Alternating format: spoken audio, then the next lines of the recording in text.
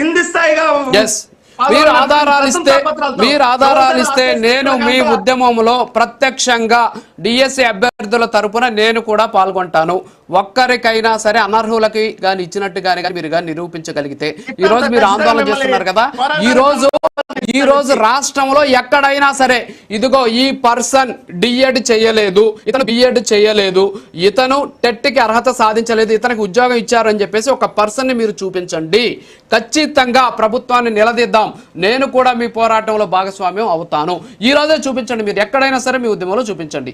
Okay, చూపించడం కాదు sir, ఆ వ్యక్తిని మీ దగ్గర తీసుకొని వస్తాను. ఇది ఓకేనా మీకు?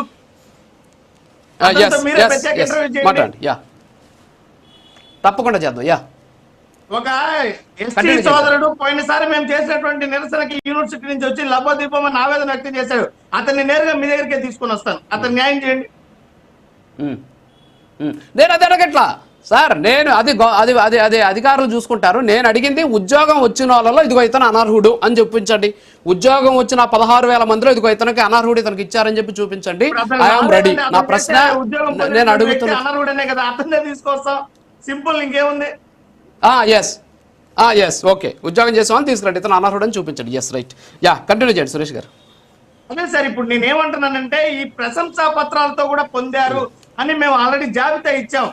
ఏదైతే సాఫ్ట్ బాల్ అసోసియేషన్ అధ్యక్షుడిగా ఉండేది టీడీపీ ఎమ్మెల్యే కోన రవికుమార్ గారు, జూడో అసోసియేషన్ గౌరవ అధ్యక్షుడిగా ఉన్నది మంత్రి నారా లోకేష్ గారి కోడలుడు ఎంపీ ఎవరైతే భరత్ గారు ఉన్నారో, ఇవన్నీ ఆ సంఘాల నుంచి వచ్చినటువంటి సర్టిఫికెట్లే పరిగణలోకి తీసుకొని ఇచ్చారు. ఇది ఏ రకంగా సాధ్యం?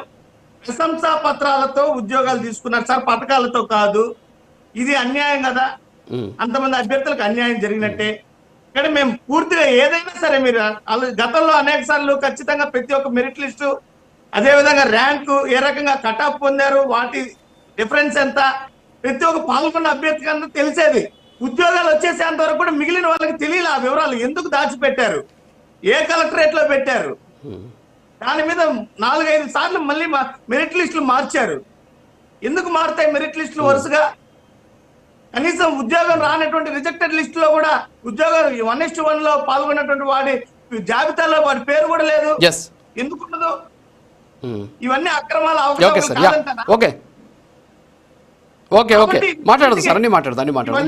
మేమేం చెప్తున్నాం, విచారణకు ఎదుర్కోవాలన్నాం.